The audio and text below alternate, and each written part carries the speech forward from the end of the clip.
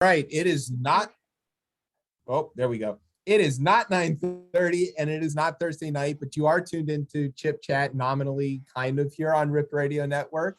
This is one of our special curling episodes. We've done a couple. We're doing a third one now with some esteemed members of the upper echelons of the curling world, I think it's fair to say.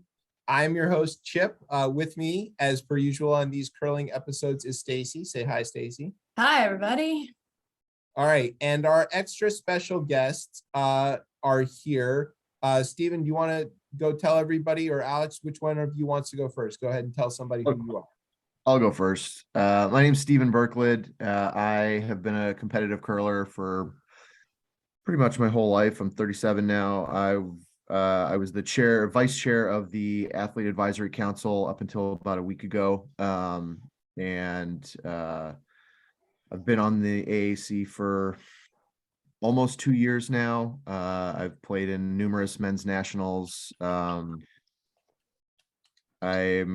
currently in the process of becoming the coach of Team Schuster, who won the Olympic gold medal in 2018. So I've been around. We've heard of them. Okay, and Alex, who are you? Hi, I'm Alex Agri. A bunch of curlers probably know me by my maiden name, Alex Carlson. As such, I've curled for almost as many years as Steven, but I have a couple to go because I'm not nearly as old as him. Grew up in the curling club. My parents curled, my grandparents curled. I've curled juniors, fun spiels, mixed, women's, mixed doubles, Olympic trials, not quite the Olympics, a bunch of Grand Slams, and I think for a long time we'll be the first US team to have won a Grand Slam up in Canada back in 2018. But basically, lots of curling, and a little bit more curling. And I've been chair of the AAC now for 2 years or 2.5 years. Been on the AAC for a couple more years than that. Been on the USA Curling board for the same amount of time as chair, 3 years now. Doing lots of work with them and our AAC and all of our athletes. So before we get too far into this, I think for some people who might not know the structure of how all this works, couple of questions. What exactly is the AAC and how is that pertain to the board seat and all of that? Yeah, so for USA Curling, as part of being the national governing body, NGB of curling for the Olympics, they fall under some federal laws that require you have athlete representation. USA Curling's always been great about listening to and working with the athletes, but part of their requirements is that they have a 33% representation of athletes at the board level, and that they additionally have athlete representation on basically any committee that can make kind of decisions.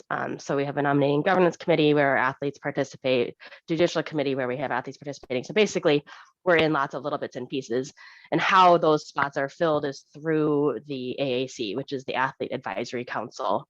And we have 9 people on our Athlete Advisory Council, all elected from their peers, which is a specified list of competitions that qualify you for eligibility to be an AAC representative. And we hold those elections every year because we do a rotating spot, and it's a mix of men and women and para athletes as well. So it's a pretty diverse group spanning lots of different competitions, lots of different years. Anyone who's listening who's thinking they're interested will be doing elections again this coming spring. Excellent. And Steven, you said you were vice chair of the AAC until about a week ago. Yeah. News on this show? Well, I guess I posted it to Twitter, but I have 40 followers, so not too many people saw it.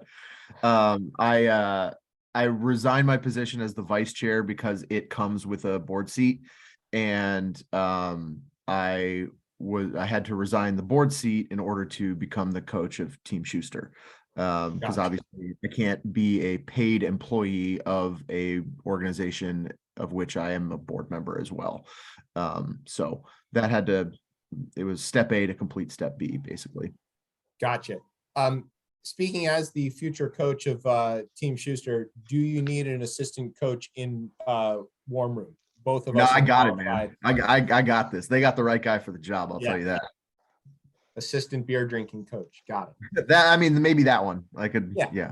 I think the whole nation can apply for that assistant position. Everyone's welcome in the warm room pretty much everywhere. Yeah, we can have a virtual warm room. Everybody can just hang out and drink beer together. If you Perfect. guys need one of those like charcuterie trays for your end break, I gotcha. Sold. Millennial Lunchables. Let's go. Well, and I've got a junior in middle rocker, so carrot sticks and orange slices, whatever you need, I got them Perfect. ready to go. Okay, so let's talk about. There's basically three main topics that we really want to talk about, and in no particular order, but in a particular order because it is relevant to Stacy and myself personally. We want to first talk about the split between USA Curling and GNCC, the Grand National Curling Club, which came to an acrimonious finish, I think is fair to say, just recently after what could be described as a long simmering feud. So without getting into too much detail about what was at issue, the basic idea as the GNCC members sort of understood it is that USA Curling has a membership threshold of that GNCC member clubs needed to also be participating in USA Curling, and they wanted GNCC to enforce that on their membership, basically tell their membership clubs that they needed to join USA Curling if they wanted to stay in the GNCC, and the GNCC decided that they did not want to do that because they didn't feel they wanted to do that for various reasons. They probably had a long list of reasons why they didn't want to do that. Some of the clubs offered some procedural solutions that might have, met some of these thresholds, but in the end, there was a no-go, and it was decided by the board of USA Curling that the GNCC would be excised. So yeah, go ahead. Just to be clear on what the board decided, basically the board triggered a vote of the members, right? Yes, That's all that was.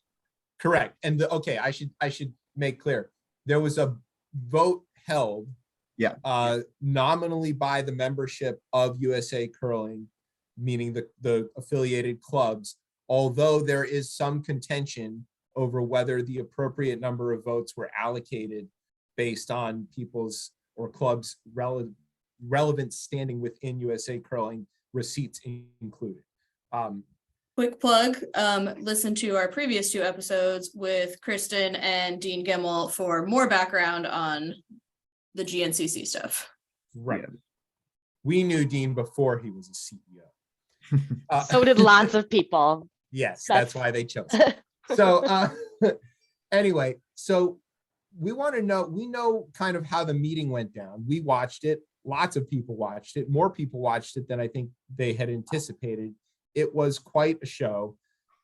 How did the AAC as a group feel about this whole split? And before we get too far into that, I want to make clear these boards, USA Curling, AAC, even governing bodies within clubs or GNCC or whatever, these are made up of people. And so even if a board comes to a decision, it means that there might be several people, maybe even almost all of the people, who disagree with that decision. But because the majority carries, that's what the decision of quote unquote the board is, even if it isn't all of the members of the board. So with that special caveat in there, how did the AAC as a group and then as individual members feel about the GNCC USA Curling split? Yeah, I can take that a little bit. First, I'll speak to the process, and then I can kind of go into, where my view lands. But the process was, the AAC met a couple of times to debate, discuss, relay information that we had gotten ourselves in conversations from various members, leadership in GNCC, leadership in USA Curling, various curlers of, AAC eligibility in clubs that are potentially affected. So, we had a lot of information at our disposal. And then ultimately, it was like, okay, well, now it's time to decide what we're going to do as a group, because we get a big chunk of this vote at members assembly.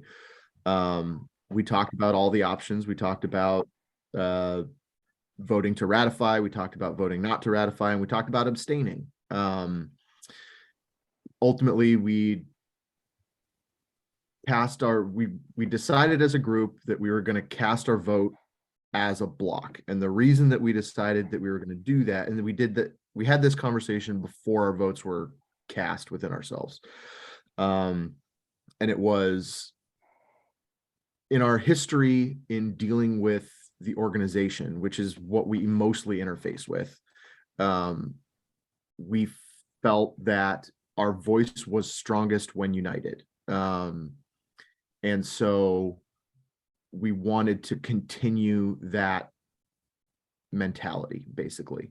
And so we ended up casting all of our votes. There were no votes for abstain, and the vote was split, in terms of ratify versus not ratify.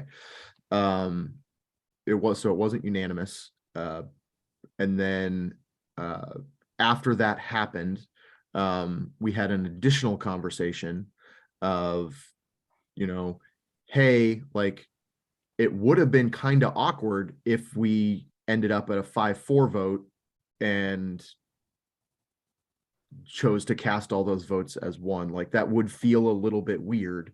So let's have another conversation about how we set up our standards and our practices moving forward. And we kind of came up with a system of, Alex, I don't remember, maybe you remember this, if we have officially set this, we voted on this ourselves yet, but the general idea was if it's 5-4, then we probably are going to do some kind of split on the vote. And if it's beyond that, then we cast them unanimously, or not unanimously, but cast them as a block. So that was kind of our process. Can we pause you there and ask a couple of sort of detail questions? Sure, I think that's probably. How many people are on the AAC that cast this vote amongst yourselves? 9. 9. And so I can take it from what you're saying that it was not a 5-4, it was a super majority one way or the other. That's correct. And the vote was on whether or not to ratify USA Curling's decision to put the GNCC membership to a member vote. So the vote that the AAC put, that we voted amongst ourselves, was we were asking each other, how should the AAC vote? Gotcha. At members assembly. At members assembly. So the vote, not necessarily what is your opinion, but how do you think the council should vote? So the first vote was about whether you should vote as a group or whether you should split it up, so to speak. And you came to that decision that you should vote as a block. Yeah. And Right. then when it came time for USA Curling to have their vote on to whether to put this to the member vote, AAC cast their 1/3 of their votes as a block and said, yes, we want to put this to the member vote. No, so the putting this to the member vote is what happened at the board meeting that Right. triggered members assembly. And then the member vote is at members assembly, and that's where we cast our big block of votes. Gotcha. So we you represent, voted to ratify. you voted to ratify, and you voted as a group to do it, meaning that 1/3 of all of the votes of the entire curling world basically went in one direction. Correct.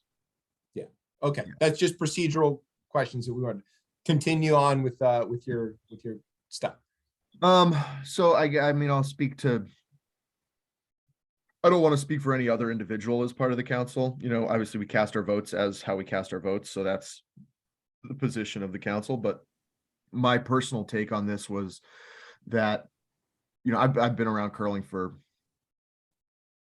as long as I've been alive, and this rift has existed for as long as I've been around curling.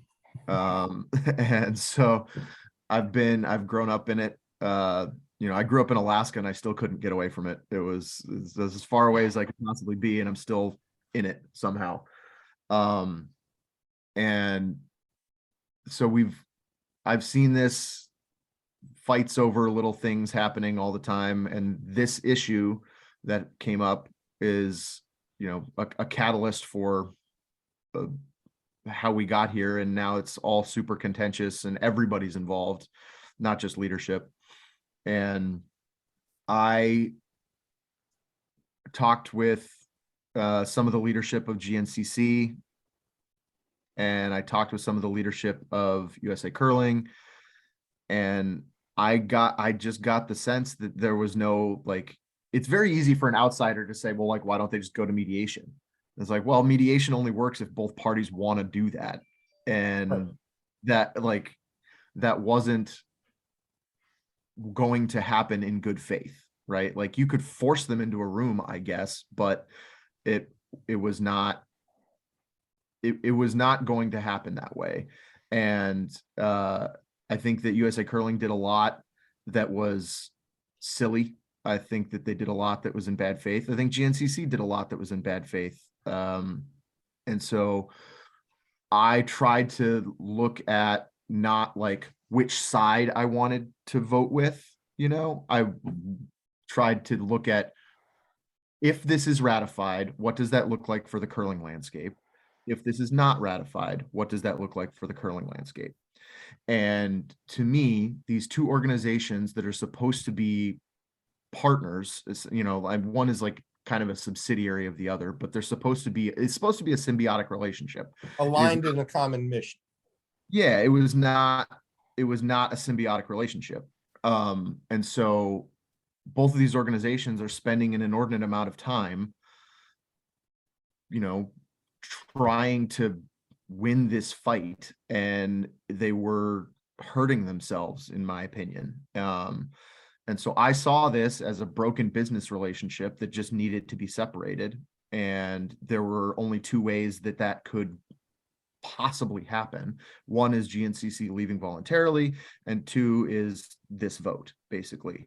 My view of what curling would look like after ratification is that GNCC would continue to do what GNCC is doing, which is good for its grassroots and its clubs.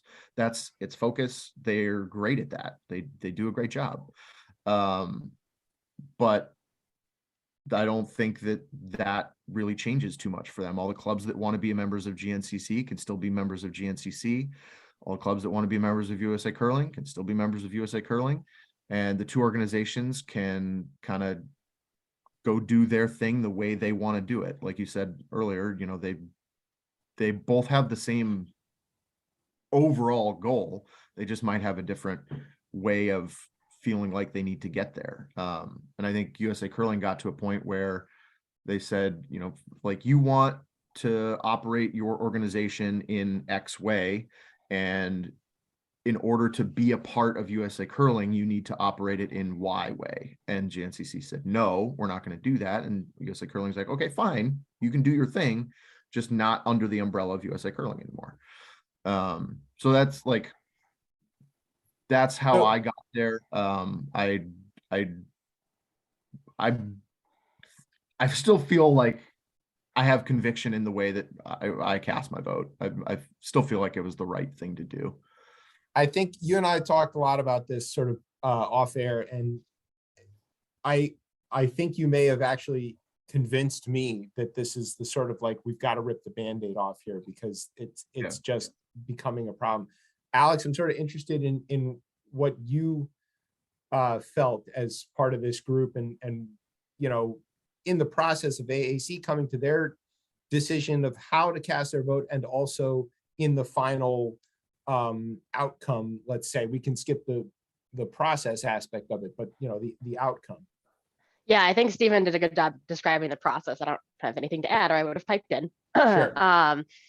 But yeah, obviously, like I think a lot of it was right. You can't look at what the vote itself is. You kind of have to look at that whole outcome of what happens after, right? So kind of what Stephen was describing. And basically, like my opinion is I'm like both groups do great work and both should be allowed to operate kind of how they want and how is prescribed. I mean, maybe it's not how they want, it's probably what's written in their bylaws. You kind of have to follow your governance structure and what's required per all of those requirements. And if that means that they're going to be two separate organizations, like I think that's fine. Now all those clubs get to choose, right? They can choose to be a GNCC member, they can choose to be a USA Curling member, they can choose to be none. And now there's no problems, there's no conflicts there with what an individual club chooses for their membership. Like there's curling clubs out there. I live in Minnesota. There's curling clubs in Minnesota that are like, cool, we're going to operate on our own. Great, awesome, no issues there, right? But if you don't want to join organization and pay the membership dues to get the membership benefits, that's totally your prerogative, your choice. But you can't try and stay part of an organization and get their benefits without paying your membership dues, is kind of what it falls under. Like I can't show up to my curling league, say, hey, I'm curling this year, but I'm not going to pay. Like you kind So of that was you actually kind of one run of- into some issues, and you just I think that was moving that was forward kind into of two one of the groups is good. questions that we asked Dean when he was on our show was like, does this come down to money? And initially he said, no, this was about why would you want to be, why would GNCC want to be a member of an organization that they don't support? And we contended that, well, they don't not support it, but that they didn't want to carry out the enforcement mechanism for USA Curling. But if they could find out how much these renegade clubs, let's call them, were missing in dues and cut a check, could this buy our way out of this separation? And initially he said no. And then we sort of posed that question to him a little later on and said, look, what is the difference in money here? We could, we're talking about the East Coast. We've got gobs of money. Could we just buy our way out of this? And he's like, well, yeah. And we're like, all right, then cool. We'll cut you a check, $32,000. Like the amount of money that it was so minuscule. That's where to everything else. It can't be about that, can it? I at one point I think it was about that, and that's still a factor, but I think that we wandered down this disagreement and this arguing and this trying to win an argument that it kind of evolved a little bit, right? Like at one point it's enforcement of dues payment, and then now we've like spent months over it, and the divide has clearly grown. Yeah. And so it's just, I think that now the payment is not a resolvable outcome because the disagreement is still so rooted in there. It's grown so drastically that even clubs that had receipts that proved that they had paid were not permitted to vote, even though USA Curling could not cite a rule under which this was being enforced, but the receipt holders could in fact cite their resources that said that they should be able to. So that is, I want to make sure that we clarify on that. Yeah. The bylaws that were being quoted, like 5.5B or 5.5C or whatever they were quoting at members assembly, was a version of the bylaws from 2017. It's not the current bylaws. So is the contention of USA Curling that there is, despite the various assurances, emails, and other communications to the contrary, that clubs that had not paid or had paid and had postmarked but had not received by the date certain of 31 January were no longer eligible to vote? You're going to have to read that in a I did not follow the way you read that. Sorry. I didn't read that. I just made that up. That is the way it ended up going, right? Yes, that is the way it ended up going. That is what USA Curling feels, because that's how there were clubs that were in possession of communications from USA Curling saying, hey, if you haven't gotten your dues in yet, don't worry, you can still pay and still be in good standing. Yes. And there were also clubs that had communications that said, look, we mailed our check on this date. It might not get there in time. Are you okay with that? And they said yes. and then those clubs were still not permitted to vote. So that does seem to be that is correct.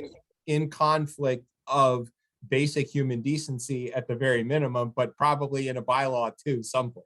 It's not in violation of the bylaws. The bylaws, like being in good standing does not mean that you get votes. You can be a member of in good standing and get 0 votes because the allocation of votes is based on the rosters that are submitted on January 31st because it's a budget. Gotcha. So that's the detail.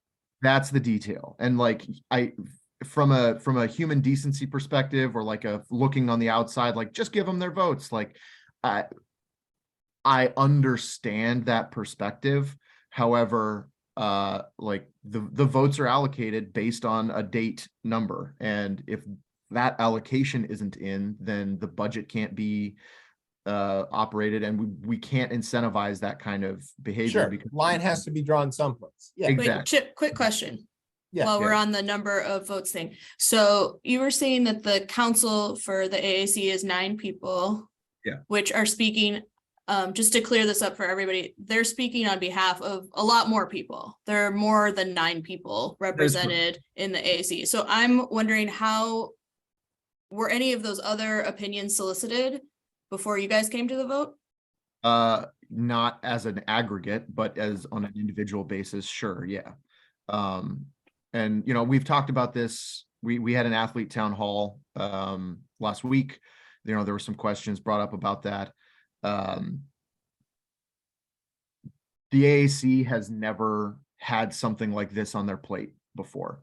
So, you know, we interface with the organization the most. Like that's, like I said earlier, right? That's usually what we're doing. We're talking about tournament structures. We're talking about qualification procedures. We're talking about, you know, the best For lack way. of a better way to put it, you're sort of working as the high performance curler union and often working to defend athletes from the board making changes that would be detrimental to the athletes. Is that sort of mostly the function? I'd say that's reasonable. And so Like the NFL Players Association.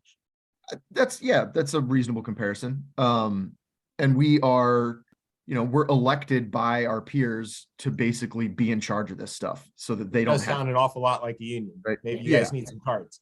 Well, I mean, I asked because what people like me saw was, you know, after this vote, individuals, you know, on Twitter or wherever were saying, wait, that's not how I wanted my vote cast. And they are not one of the 9. They were one, you know, much further down the chain. And so there was a little confusion of like, wait a minute, who is speaking for this and how many people does that represent and all that kind of stuff. So I get there's this larger body that elects people, and you guys were speaking on behalf as the elected representatives, just to make that very clear for everyone who And saw as we confusing talked about tweets. earlier, that boards are made of people, and these are representative groups. And in many cases, these boards are made of people who are themselves representing hundreds, if not thousands of other people. So the decisions that they make may not be their own personal decision, but they may be what needs to be represented by the people that they are representing. Or in some cases, they're making decisions that they lose votes. It is important to point out that there were apparently at least 3 people on the AAC, if not maybe only 2, I don't know, who voted against this outcome, so to speak, in one fashion or another because of the way that the you know, the decisions were made. So I just want to like clear that up, that while we're here talking to Stephen and Alex, you know, they're kind enough to come and speak to us as individuals. They're trying their best to triangulate this space. We as the common curler, we do have an obligation here not to speak of these groups in monolith, and that they are really made up of people. And so, and this show exists specifically to give those people who might want to say something other than what their board has already said on their behalf, a place to come and say it. So, and that's what we're doing here, which I think is the point. And we've sort of covered the idea that there might have been some difference of opinion within the AAC about the outcome of the GNCC removal. I want to know sort of procedurally, was there, I don't know if it's right to describe your relationship of the AAC and USA Curling as sort of adversarial, the way it might be between union and management. It's not exactly the right word to use, but was there an effort by the board to push the AAC vote in a particular direction and say like, look, if you're going to come to this member meeting, you better vote our way or the highway. 0% of that. We had like, we had some conversations with people who were on the board, but we never spoke to the board as a unit. And all of the people who are on the AAC, I mean, you have to ask them individually, but I don't think I'm pretty confident in saying that none of us feel like we were flexed on by the board in any capacity. We're an independent organization. We come to our own conclusions. And obviously like some of us are on the board. So like we have conversations with those people, but we also reached out to some GNCC leadership and, I sat on Zoom with Benj for 2.5 hours and drank some beers and we talked about this. We got a lot of information and I feel like we were all very well informed. Okay. And then the other sort of questions about this, the GNCC thing, and then I do want to move on to some other topics. If this could have been solved in a technical way, supposing there was a rule change that would have, say, lowered the threshold of memberships or clubs or whatever, or if GNCC had cut a check to buy their way out of this, even if that all could have happened, what do you think? Like, would USA Curling and GNCC just find something else to fight about, or this relationship is irreparably broken, or what's your read on that? Probably. I mean, like, the Hatfields don't like the McCoys. That's kind of how it works. And at a certain point, you grow up not even knowing what the fight is about anymore, but you know that you hate this other side. And it's like, I'm obviously extrapolating a little bit here, but sure. That's what this feels like to somebody who's been in curling for a long time. And I've only been aligned with, USA Curling myself for a few years now. And before that, like I personally had a lot of adversarial feelings towards the organization. I thought they did a lot of things poorly in the mid 2000s after the wake of Vancouver and the way that they started the high performance program. And, Derek Brown's time in the organization was not a good time for competitive curling, in my opinion. And I think that there's a lot of that sentiment in, a lot of the club curlers on the GNCC side of things. So there's a lot of merit to the feelings that they have.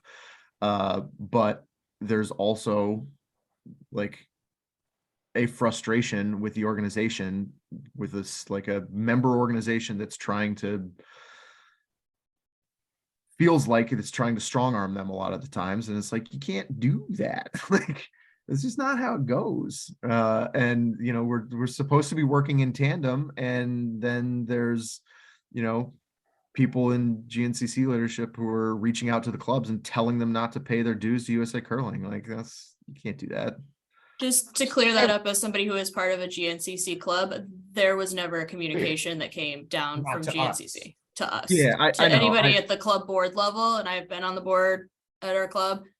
That Fair is a enough, your rumor that club. Dean, that's what Dean said when he Yeah, was on the Dean show alleged too. that we put that question to Kristen Conrad, the vice chair of the GNCC, and asked, is there any merit to this claim? And she flatly denied it. So, Maybe she didn't do it, but the person that I talked to told me that they did. So. Intrigue. Yeah, if there are individual conversations going on, but as a mass kind of. Yeah, and somebody who's no one talked said to it a was lot of I presidents. want to be clear the way I phrase that. Some people in the GNCC leadership, not the entire entity of it. Gotcha.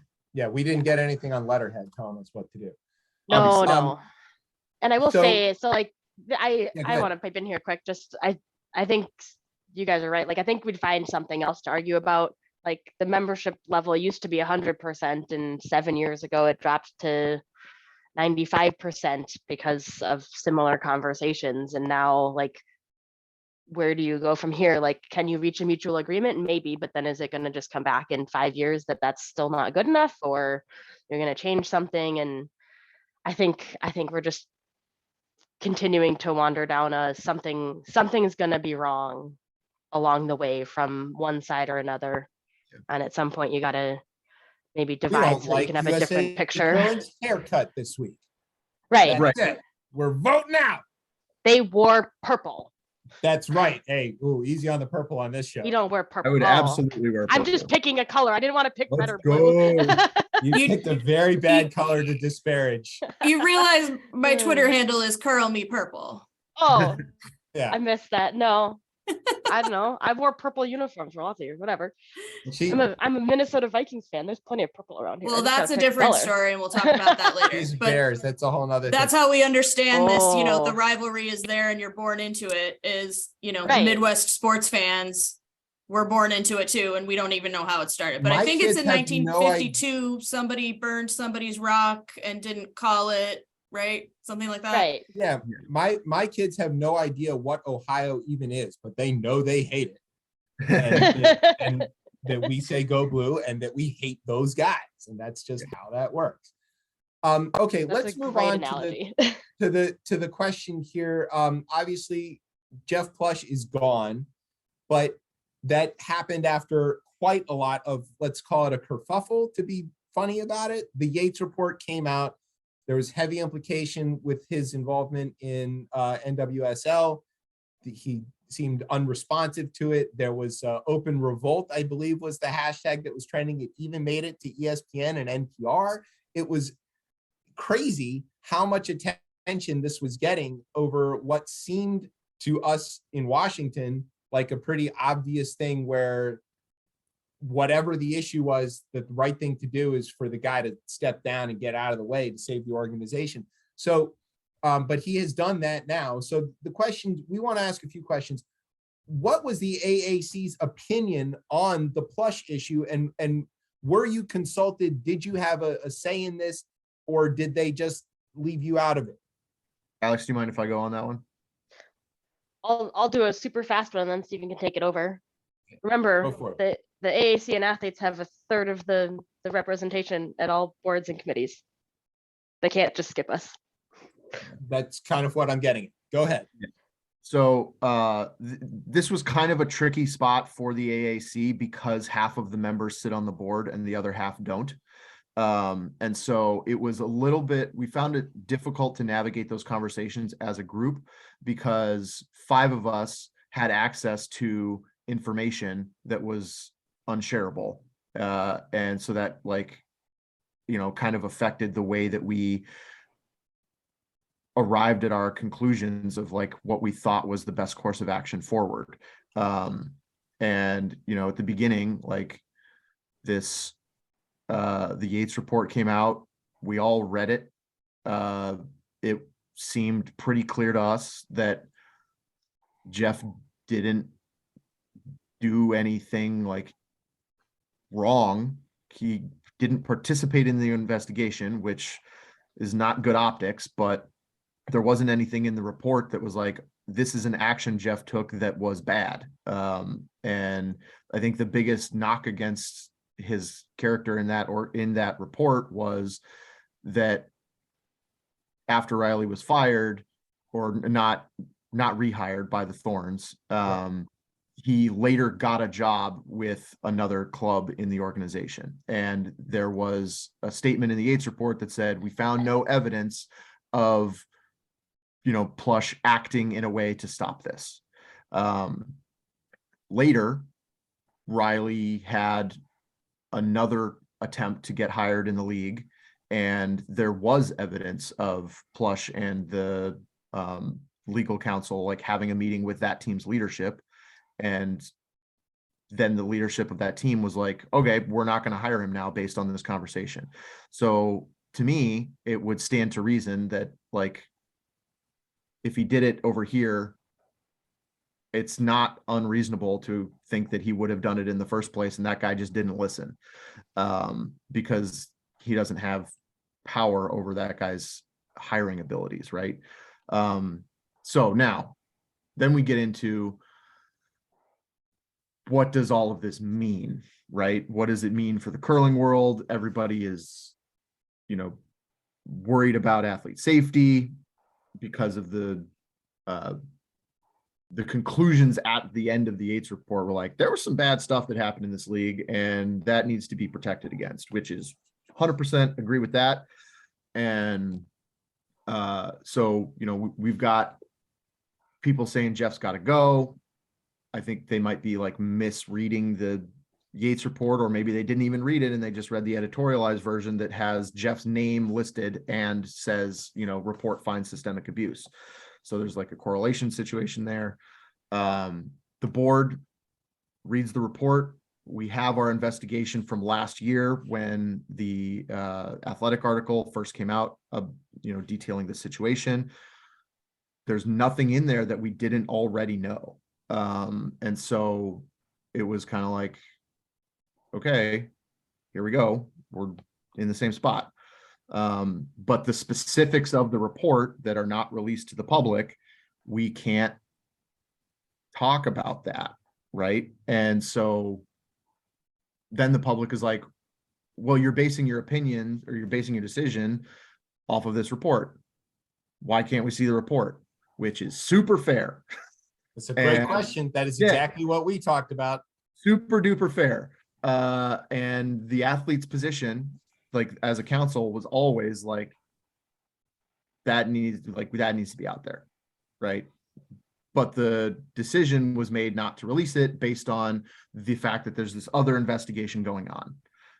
And potentially it could impede that investigation's ability to operate with full integrity, right? You know, lawyers speak for.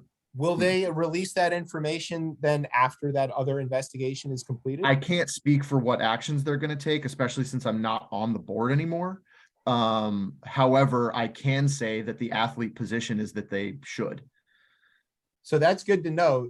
And there was a statement sort of close to that the AAC put out, that reading between the lines, we were looking for something that says basically what you just said today. But that's good to know, that the athlete position was that if there was that the internal report done on Jeff Plush should be released. That's fair to say? That's what we want. So there is a question that we talked about, which, you know, Plush also, he's not a curler, is he? No. No, that's not his background. So the question was like, why was the board willing to go so far to the mat for this guy? He's not a curler, and he surely can't be the only person in the country who's good at fundraising and getting sponsors to get involved with these groups. So, you know, what was the thing that made them want to stick to it? And is that the unshareable information? And do you want to share it now? If it was, it would not be shared now. No, that's not how that would work. I appreciate the effort there, but no. I think there's an element, and you know, Alex, you can speak to this too, but I think that there's an element of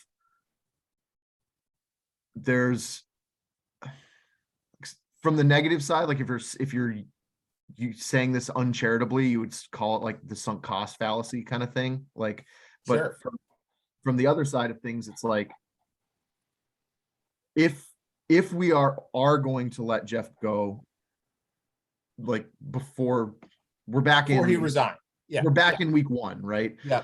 If the decision is to let Jeff go, then, right, there is a whole lot of rebuilding that needs to happen on relationships, and that's kind of where we're at now. We ended up there, but at the time, it was, you know, the consideration was like, okay, we really don't think he did anything actively wrong here, like, and so what is, you know, like, do we fire a guy because people don't like him based on incomplete information, or do we hope that eventually we can, you know, settle the waves? And we think he's the right guy if the waves are settled. That's kind So of to put, That's Like that's a good description. I want to put like a little Washington touch on this, and then I want to let Stacy add something to it. That, you know, in Washington, in DC, we see this kind of thing happen a lot. You got an organization that's got somebody at the top who, by your reading of the Yates report, didn't do anything wrong, but it doesn't look really good because he's titular head of an organization in which something bad is happening. And the pattern that we have is guy at the top or person at the top falls on their sword when something within their organization, because ultimately it comes down to you weren't watching the organization. And I know that isn't the governance structure of the NWSL, but that is the way that it looks to, as you said, incomplete observers. Yeah. So because there was this sort of expectation of like, you go down to save the organization and then you can do it. We also have this sort of normal narrative where the board that might be wanting to keep him, if they've got other evidence, exculpatory evidence, something else that does maintain their confidence in the guy, that they get out in front of the story, lead with that kind of information and try to calm those waters down. And then everybody goes to ground for a few weeks. And then everybody, gets back to business without ever talking about it. There are umpteen versions of this story happening in politics. It's just a common thing. We know how to even handle it. It's PR 101. So yeah, it would have been great. So I just want to like wash this in the realm of politics in just a way to characterize it. Like, obviously there's another way that this could have gone. And I do want to talk about the PR aspect of it coming up. But Stacey, I think, has something that she wants to ask. And I'm going to guess it has to do with the reading of the Yates report. Little bit, more just curious as my designated role here as the everyday club curler. You talked a lot about relationships with, and I'm assuming that's sponsors and venues and other kind of elite organizations. And I'm wondering how much the conversation happened, if at all, of repairing that relationship with the Stacys of the world, the people at the bottom, because from our viewpoint, not having all that information, that relationship was severed. Of, you guys are keeping secrets, we don't know what he has on you. And so whether or not, so obviously talks of, well, if we keep this guy, he's got great relationships, and now the way it ended up, we are having to rebuild those. But weighing that relationship with sponsors and international organizations versus like relationships with your people who are coming up through club curling, was that a conversation that ever happened, or? It was. Okay. That's what members assembly was supposed to be. So That's not where it went. That is not what happened at members assembly. That's you'll notice how our timeline sort of happened, right? Like, we had trust in him, and we knew members assembly was coming, and we had assurances that would be a good, solid conversation. To be fair, there were 0 questions asked of him when it was open field for questions, but that conversation was intended to be more of the get back to the rest of the curlers, get back to the clubs who don't necessarily hear from you every day, sort of conversation. So as noted, you obviously asked questions of Jeff Plush during that meeting, and were we going to get this now unshareable information directly from him? Is that our mistake? I really doubt that's going to happen. But I don't know for sure, because we obviously, our expectations of members assembly is not what happened. So right. Well, like, our expectations is that if questions were asked, they would have been answered. But I'm not. There were many questions asked that were not answered. That is for sure. And just from my perspective, what happened at members assembly was kind of what we were expecting. Like, we had drinking games ready to go. And so it's interesting to see the 2 viewpoints of what the expectation was. No, I think when Alex and I are saying our expectation of members assembly was our expectation of Jeff's role in members assembly. Got it. So, okay. We are understood.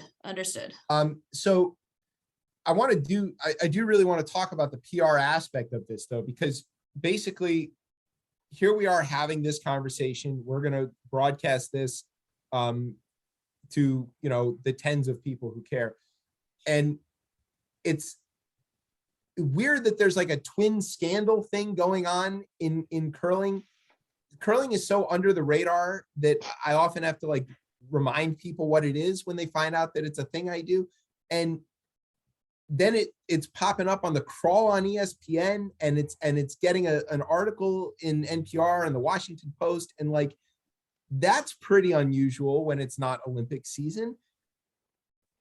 What do you think that this twin scandal thing has done to curling in America? Alex, you go, and then I got something, but. Oh, well, I mean, I think if they were separate, it would have been a totally different conversation all the way through, obviously. Sure. I think the timing and the like conflation of the two made for a maybe different headline. And I think that some of the right, so obviously the GNCC thing was more prevalent, longer standing recently. And I think that just maybe sowed more distrust in the clubs down and the organization as a whole, because that was already looming. And then the whole Jeff thing came up, and everyone maybe was already ready to go and a little unhappy. And I know we didn't put out very much as a board, and I think every meeting we had, we're like, let's say something more. Let's say that we've been meeting for 2 or 3 hours every night for 2 weeks. And that just was not what was the recommended course of action. We are not PR experts. We hired someone who is a PR expert and followed their recommendations. Yeah, let's followed their just say that we recommendations, hired and it clearly didn't go in our favor. Do you want to hire us as PR experts? Because it turns out we're great at it just by dint of where I'm from. Anyone from Washington is going to be really we're good. dynamite at this. We have to PR our report cards when we're in 3rd grade. It's just like Yeah. part of the rule. It's very true. As someone who did just media for us during the Olympics, the Washington area and spinning things were really good. Yeah. So I want to like give Stephen a chance to sort of answer his thing about the twin scandal aspect of it. But I do want to say, to be fair, I think Alex is right that there was a conflation of these things by people who were primed and ready to have a reason to just burn it to the ground. And Stephen and I have talked about this off air a number of times, that like, we don't want to burn anything to the ground. We want to save curling, and we want curling to expand, and we want to grow the sport and all of that stuff. So it's important that everybody involved in thinking about this is still focused on that mission. And I don't want the acrimony and the scandal aspect of it to eclipse it. So I think that whoever you do talk to about PR in the future should be somebody who has that mission in mind. And also a thing that Stephen and I have talked about, which I don't know if this is what he's going to get to or not, is lawyers sometimes screw things up royally. And when they lawyer the shit out of things, it makes them opaque and non-responsive. And for people who know what a lawyered up statement looks like, makes it look like shit. So, okay, Stephen, go ahead. What do you think about It this actually wasn't scandal? where I was going to go, but good point. What you said a few seconds ago about like, we want to save the organization. It's not just that. It's that we want a lot of the same reforms that the people that look like they want to burn it to the ground want as reforms, right? Like we want those same things. Ultimately, I think that, and this is my disgustingly optimistic philosophy coming out here, but I think that if we do this right, this can be a catalyst for moving the organization onto a path it needed to get onto for a long time. And that is the communication philosophy and style just needs to be better. It's a thing that, I recognized in this organization 15 years ago. And so the clubs, the people, the communication systems need to be better. Because it's hard for a national organization to have personal relationships with every single club. That's a tough thing to do, right? Sure. kind of why the regions exist, is so that the national organization can disseminate information to the regions, and then the regions who have a more intimate relationship with the clubs can reach out to their clubs individually. You should and probably tell USA Curling that. Just saying. have done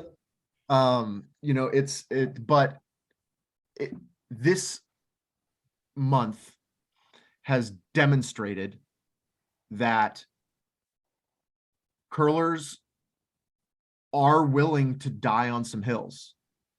And I think that the organization would be well served to take that to heart. And operationally make some adjustments to actually understand what that pain really is from the public. Chief Empathy Officer, maybe? Yeah, right. CEO. Yeah, there you go. Because this is a podcast, you can't see that Chip and I are just nodding emphatically. Like, Yeah. I mean, if you're going think to that- try to repair people's feelings, hiring a guy from New Jersey as your CEO might not have been the move, but Dean's a really nice guy and everybody likes him. Yeah. We will never say that he lacks communication though. So That is very I true. think a positive for him, and it's been great It's talking to getting him him as to he's shut getting up on that's board the here. trick. Yeah. no joke. We still have one thing that Jeff implemented was our gosh, what are they termed, like club managers, club relationship managers. So we do have a couple people that are in the org. They're obviously younger and new employees, but they're there to listen to clubs, and I know they've been doing a good job, but they're also getting flooded with all sorts of questions and maybe Hey, not the what- you support can call we're it hate looking speech. for. Yeah, so they're there trying to be this resource. I think we started with one. I think we have two now. They're curlers themselves. They're trying to work on that. It might have been a little slow, maybe not as responsive as we were wanting, but I think it was the right pathway. Like, we're trying to grow that communication. It's just slow. We're slow. A bunch of the whole board's volunteers. We have a small staff. There's lots of things they're trying to do, and I think we're definitely more responsive than proactive, and that is something that needs to improve as we move forward. Something that I mentioned to Chip off air when we spoke a little bit ago was, this is a spot where I think there's a lot of people within the organization who would openly acknowledge that things need to get better. One of the things that Dean always says is there's nothing we can't do better. But I also think that a little bit of this is going to fall on the curling community to allow the organization to be vulnerable in their communication and to not, like, there's a difference between holding people accountable and, holding their feet to the fire all the time and not allowing them to screw up. And we need to be able to make a mistake, and we need to be able to acknowledge it without it causing things to take 3 steps back. And That's fair. I mean, we did talk about that if USA Curling wants to reach out and be vulnerable and go on a listening tour and do the thing where they want to hear from us, we can't respond by just memeing on them and dunking on them, on Twitter. That isn't going to help repair that, because we're getting to the end of the show here, but I do want to ask, how can we repair this severe damage done? Because there are a lot of hurt feelings, and it is easy to retreat into those silos and just hang out in your warm room in your respective clubs and slander the other guys, heavy air quotes. So what is this repair mechanism do you see going forward? I think that the key to all of it is relationships. I think that the key to all of it is reaching out and having conversations. Everybody needs to reach out and have conversations with people and just be real. We spend a lot of time, and Twitter just accelerates this, but in bubbles, right? And I think that the couple of conversations that you and I have had, like, we are not in each other's bubbles, right? No. And I think that the conversations that we've had have been good. They've been helpful for me, and I hope they've been helpful for you, but more stuff like that needs to happen with individual curlers speaking to people in positions that they might not have the context of. And that's not an easy thing to do, right? It's not an easy thing for somebody to just email a staff member of USA Curling and say, hey, let's talk for an hour. Like these guys are overworked already. I was gonna say busy. Yeah. But that kind of good faith effort of like, everybody just needs to carry an olive branch right now. And I think that the more conversations Not we on can the have, ice though, because that could leave a lot of debris. fair enough. Yeah, we don't want that. But I think that's the root of all of this. And that's why I don't engage on this stuff on Twitter. I'm not going to do it. There's been plenty of tweets that I've been like, oh, I have the perfect answer for that. I'm just not going to send it, because then the conversation becomes something completely different.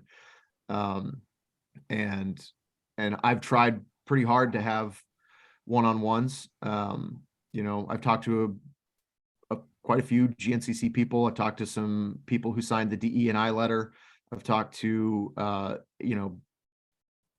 AAC eligible athletes who emailed me a bunch of great questions before our town hall. And we just need to keep communicating and be able to be vulnerable and like say things that the person who's hearing it might not want to hear, and they need to be okay not hearing what they want to hear sometimes. That matters, because if I don't even know the number, but there's like something like 15,000 curling members or something like that. I don't even know. 18,000 maybe. Yeah. And that is impossible to give 18,000 people the thing that they want individually. It's literally not possible. And so you could listen to all 18,000 people. You could have 18,000 one-on-one conversations, and then you make a call, and 4,000 of them are going to be like, that's not what our conversation was. You didn't listen to me. It's like, that's not how this works. Like, right. So I can say personally that the conversations we had muted my fury in substantial ways, and definitely gave me a tremendous amount of insight. I happen to be lucky enough to be able to get in touch with you and get on this.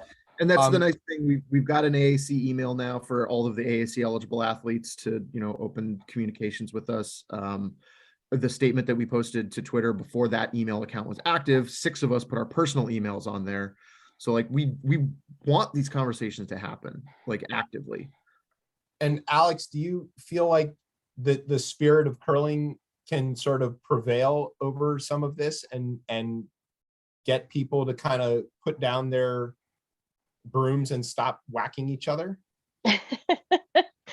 Oh, I remember doing that as kids. I certainly hope so. Like Stephen's right. Like we want people to reach out and have conversations, but we've all basically taken a personal mental health stance of not engaging on social media platforms, which I think maybe, has come back to look like we're not interested in having conversations, but it's just that's not the platform for us to be having these conversations. Like we have email, you have our emails, reach out to the curling clubs. I'm sure if you manage to get my home club, they can give you my email, right? Like there's ways to contact people that are in these conversations. And I don't think it's maybe not the most transparent. It's maybe takes a second more than posting a tweet on Twitter or sending a Facebook message.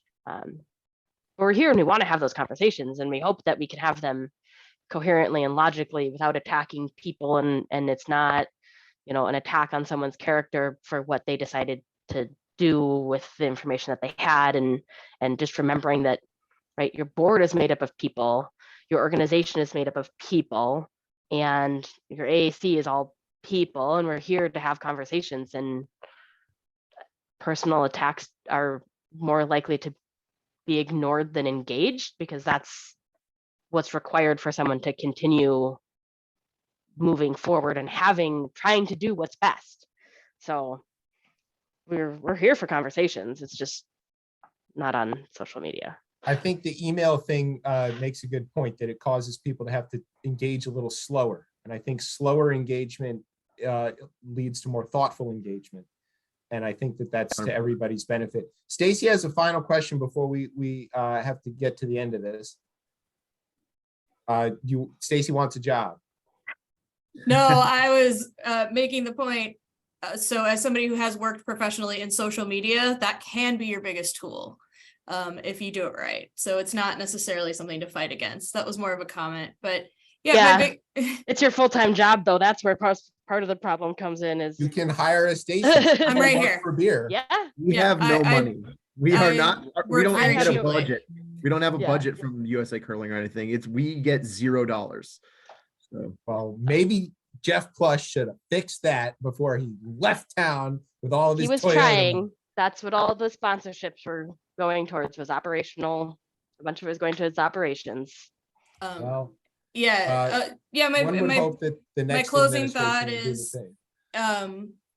along the olive branch thing of thinking of kind of the elite curlers of curling, and then the me's and the Chips and Chip's kid and my kid, of people who are not there yet, is making sure that kind of you remember the little guys, that we're paying a lot of money to do this so that you guys can do this, and making sure that we're seeing those conversations and that we're feeling part of the world and part of the club, and working really to not have this division. And that was one of the things with the GNCC, is we felt like all these people who were paying for them to be able to do this, were contributing time, energy, whatever, just kicked us out of their club and they don't want us anymore. And so really working to rebuild a lot of that between not just USA Curling and clubs, but between curlers at the top and curlers at the bottom. And I think it is possible. yeah, And I think these we see a lot of the conversations elite are athletes doing are that too. Yeah, and these conversations are a good part of that. So hopefully we'll be able to do this again. We'll get everybody back on the show. No, Steve's not going to do it ever again. He knows better. He's just not going to wake up early ever again. Yeah, Never, ever again. Never. we can. Well, depends how good a warm room you had the night before. So you got that 8:30 draw, tough. So in any case, do you Stephen and Alex, do you want to give any contact information people can contact through those emails and things that you want to have followed up in case people do want to get in touch and ask some of those questions? Yeah, so for sure the easiest that's out there is AAC@usacurling.org. So that's our new email address to contact the AAC. If there's someone specific on the AAC you want to talk to, like put that in there. We'll get back to you, maybe with their personal contact information. If you want to have a phone call, if you just want to ask a question that can be replied by email, like send us a note and we'll get back to you and set up a time for a phone call or email reply, connect you to the exact person you're looking for on the AAC. That's all available there. Important to note there that like our constituency is the AAC eligible athletes. If you're, feel free to reach out, I guess, if you're not one of them, but our priority is going to be in responding to the people that are part of our constituency. And we are only 9 people and we all have full-time jobs, and it is not easy to do this all the time. Which is very fair, and which is why we want to thank you immensely for coming on this show and taking this time to talk to us. It's been very enlightening, and Stephen, we're going to get you those Twitter followers so you can you don't have to come on. I deleted Twitter last week. I'm done. Maybe a smart move. We'll see how that goes on our end. Okay. Anybody else got anything else they want to add? I'm good. Thanks for having us. USA? Yeah, thanks for the chats. Go USA. All right. Good curling, well, everybody. We appreciate it, and thank you very much. You've been listening to a special episode of Chip Chat, kind of on Rip Radio Network.